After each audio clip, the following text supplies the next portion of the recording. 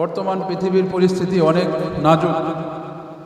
আপনারা জানেন যে বিশ্বে বর্তমানে এমন একটা পরিস্থিতি বিরাজ করতেছে যে পৃথিবী এখন তৃতীয় বিশ্বযুদ্ধের দিকে আগাইতেছে। আপনারা জানেন গত কয়েকদিন আগে থেকেই ইসরায়েল এবং ইরানের যুদ্ধ শুরু হয়েছে।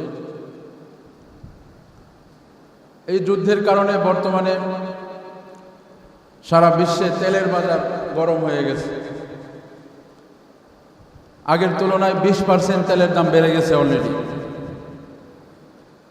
এই যে যুদ্ধটা হচ্ছে, এই যুদ্ধ নিয়ে আমাদের মুসলিম সমাজে, বিশেষ করে বাংলাদেশের মুসলমানদের মধ্যে বিভিন্ন ধরনের প্রতিক্রিয়া দেখা যাচ্ছে। কেউ কেউ ভাবতেছে যে ইরান এটা হলো মুসলিম রাষ্ট্র, ইসরায়েল এরা হলো ইহুদি রাষ্ট্র।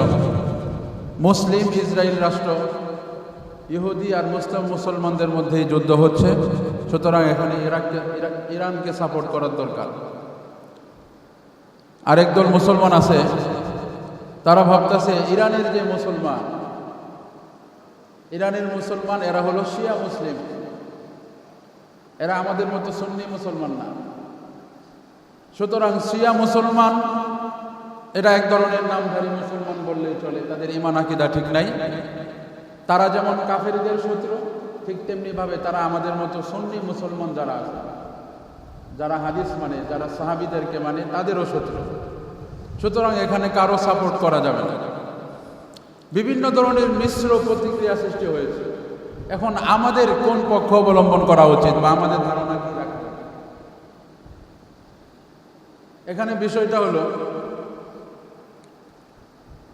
সর্বপ্রথম ইহুদি যে জাতি ইসরায়েল এটা শুধু মুসলমানদের শত্রু, ইহুদিরা শুধু মুসলমানদের শত্রু, বিষয়টা এমন না। বরং গতকালকেও আপনারা যারা মিডিয়ার সাথে সম্পৃক্ততা রাখেন, আপনারা জানেন উত্তর কোরিয়ার যে প্রেসিডেন্ট, উনি বলেছেন যে ইসরায়েল এটা হলো মধ্যপ্রাচ্যের একটা ক্যান্সারে রূপান্তর হয়ে গেছে। কি বলেছে? ক্যান্সার মানে কি? মানে মধ্যপ্রাচ্যের এই জায়গাটা একদম পচে গেছে, অচিরে এটা কেটে ফেলে দিতে হবে, এই রাষ্ট্রের দরকার নাই। অথচ উত্তর কোরিয়ার এটা সম্পূর্ণ একটা অমুসলিম রাষ্ট্র এবং এর প্রধান যিনি এই বিবৃতি দিয়েছে উনিও অমুসলিম। সুতরাং ইসরায়েল যারা, ইহুদি যারা, ইসরায়েলের জনগণ যারা, তারা শুধু মুসলমানদের শত্রু, বিষয়টা এমন না, বরং সারা পৃথিবীর জন্যই এরা একটা বিষ করার আকার ধারণ করেছে। কথা বুঝতে পেরেছেন? এজন্য ইসরায়েলের বিপক্ষ যারা ইরান, এরা যদি মুসলমান নাও হইতো, তাও সাধারণ জনগণ হিসেবে আমাদের ইসরায়েলের বিপক্ষে যে রাষ্ট্র, তাকে সাপোর্ট করার দরকার ছিল। কথা বুঝেন নাই? ইসরায়েল তো ইহুদি, আর আমরা বলতেছি শিয়া, ইরান হলো শিয়া, সুতরাং শিয়াদেরকেও সাপোর্ট করা যাবে না।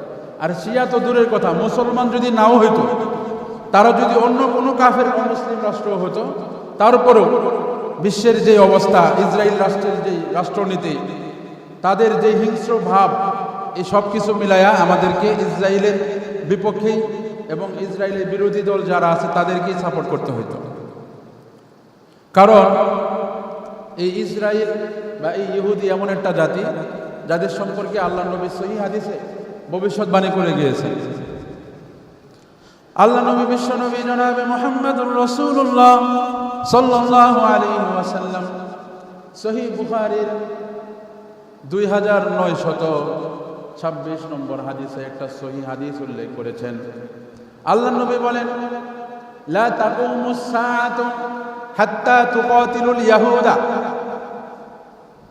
ও আমার উম্মতে মুহাম্মাদিরা, তোমরা জেনে রাখো, লা তাকুমুস সাআ, ততদিন পর্যন্ত কিয়ামত সংগঠিত হবে না যতদিন পর্যন্ত তোমরা মুসলমানরা ইহুদিদের সাথে যুদ্ধে লিপ্ত হওয়া পর্যন্ত, ইহুদিদের সাথে মুসলমানরা যতদিন ইহুদিদের সাথে সরাসরি যুদ্ধে লিপ্ত না হবে, ততদিন কিয়ামত হবে না।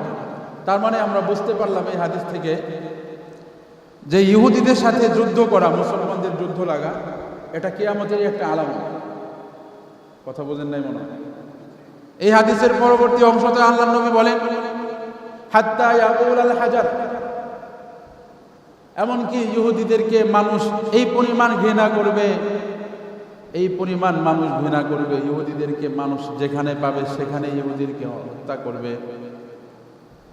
ইহুদিরা পলায়ন করতে করতে এক পর্যায়ে বড় বড় পাহাড়ের পিছনে পলায়ন করবে। হাত্তা ইয়াকুল আল হাজার ওয়ারাই আল ইয়াহুদ, এমনকি যে সমস্ত পাথর যেগুলো নিষ্প্রাণ, যেগুলো কোনো কথা বলতে পারে না, এই নিষ্প্রাণ পাথরগুলো সেদিন মুসলমানদেরকে ডাক দিয়ে বলবে, ওই মুসলমান, আমার পিছনে একটা ইহুদি পলাইছে, তারে ধর, ফাকতুল হো এবং হত্যা কর। সুবহানাল্লাহ। তাহলে ইহুদি জাতি কত নিকৃষ্ট! ইহুদিরা পৃথিবীটাকে এত বিষায়ে তুলবে, শুধু মানব জাতি, শুধু মুসলমান, শুধু মানুষ না, সাধারণ একটা জড় পদার্থ পাথর, যার কোনো জবান শক্তি নাই, কিয়ামতের আগে এই পাথর পর্যন্ত ইহুদির বিরোধী দল ইহুদির বিরুদ্ধে অবস্থান নেবে। এবং কোন ইহুদি বড় পাথরের টুকরার পেছনে পলায়ন করলে পাথর পর্যন্ত আল্লাহ তাআলা তার জবান খুলে দিবে এবং বলবে, হে মুসলমান, আমার পিছনে ইহুদি আছে, তাকে ধরো এবং হত্যা করো। এই হাদিসের মাধ্যমে অবশ্যই আপনারা বুঝতে পেরেছেন ইহুদি জাতি কত নিকৃষ্ট। ইহুদি জাতি তারা ধ্বংস হবে অনিবার্য, এটা আল্লাহর নবীর হাদিস থেকে প্রমাণিত। তারা ধ্বংস হওয়ার আরেকটা গুরুত্বপূর্ণ যে কারণ আপনারা জানেন, গত কয়েক বছর ধরেই আমরা দেখতেছি যে এই ইসরায়েলের ইহুদিরা আমাদের মুসলমান ভাই বোন ফিলিস্তিনের মুসলমানদের উপর তারা আক্রমণ চালিয়েছে। ফিলিস্তিনের মধ্যে তারা মেসাকার চালাইছে, গণহত্যা চালাইছে, আপনারা জানেন। তো বর্তমানে এই ইসরায়েলের উপর ইরানের যে হামলা, ইসরায়েলের যে বর্তমানে একটা কোণঠাসা অবস্থা হয়েছে, এটা উলামায়ে কেরাম বিশ্লেষণ করতেছে। এটা হলো ওই যে তারা কয়েকদিন আগে মুসলমানদের উপর, ফিলিস্তিনের মুসলমানদের উপর আক্রমণ করেছিল, জুলুম করেছিল, ওই জুলুমের ফলশ্রুতিতে এখানে মূলত এই কাজটা হয়েছে। কারণ আল্লাহর নবী হাদিস শরীফে ইরশাদ করেছেন, খুব ভালো করে বুঝবেন। আল্লাহর নবী বলেন, বাবানি মুআজ্জালানি উকুবাতুহুমা ফিদ দুনিয়া আল বাগী ওয়াল উকুব। পৃথিবীতে দুইটা গুনাহ এমন আছে, যেই দুইটা গুনাহ যারা করবে তাদের শাস্তি আখিরাতে তো হবেই, দুনিয়াতেও ওই দুইটা গুনার শাস্তি না পেয়ে সে মৃত্যুবরণ করবে না। নাউজুবিল্লাহ করেন না তো। দুইটা গুনাহ এমন আছে, যেই দুইটা গুনাহ যারা করবে তারা তো আখিরাতে শাস্তি পাবেই, কিন্তু অগ্রিম দুনিয়াতেই এই দুইটা গুনার শাস্তি না পেয়ে কেউ মরবে না। মারাত্মক দুইটা গুনাহ। এর মধ্যে এক নম্বর হলো আল বাগিও, মানুষের উপর জুলুম করা। কেউ যদি মানুষের উপর জুলুম করে, আল্লাহ এই জুলুমের শাস্তি আখিরাতে তো তাকে দিবেই, দুনিয়াতে তার মরার আগে অবশ্যই এই জুলুমের শাস্তি তাকে দিয়ে তারপরে দুনিয়া থেকে বিদায় করবে। এই যে ইসরায়েল, এই যে ইহুদি জাতি, তারা যে এত বছর বছর ধরে, শত বছর ধরে মুসলমানদের উপর এই মেসাকার চালিয়েছে, এই গণহত্যা চালিয়েছে, আল্লাহ রব্বুল আলামিন তাদের এই জুলুম এবং এই মেসাকারের বিচার করার জন্য বর্তমানে ইরানকে এই ইসরায়েল, এই ইহুদি জাতির উপর চাপিয়ে দিয়েছে। সুবহানাল্লাহ। দেখেছেন আল্লাহ নবীর হাদিস, আল্লাহ নবী যে হাদিসটা বলেছেন, সরাসরি আমরা বাস্তবে এটা যে ঘটতেছে, এটা সরাসরি আমরা দেখতেছি।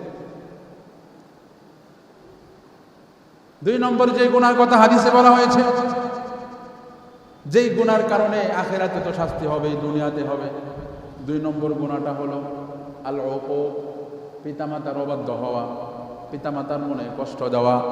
কোনো ব্যক্তি যদি পিতামাতার মনে কষ্ট দেয়, পিতামাতার অবাধ্য যদি হয়, এটার শাস্তি আখিরাতে তো সে পাবেই, দুনিয়াতে মরার আগে অবশ্যই অবশ্যই বাবা মার মনে কষ্ট দেওয়ার কারণে সেও দুনিয়াতে আযাব পেয়ে যাবে। নাউজুবিল্লাহ। সুতরাং আমার ভাইয়েরা, বর্তমান যেই পরিস্থিতির দিকে পৃথিবীটা আগাইতেছে, বা অন্য ভাষায় যদি বলি, বর্তমানে যে ইসরায়েল আর ইরানের যে যুদ্ধ চলতেছে, এই যুদ্ধে অবশ্যই অবশ্যই আমাদেরকে ইসরায়েলের বিরোধিতার জন্য, ইসরায়েল যেন ধ্বংস হয় এই জন্য আল্লাহর কাছে আমাদের দোয়া করতে হবে। আর ইরান যেন বিজয় হয়।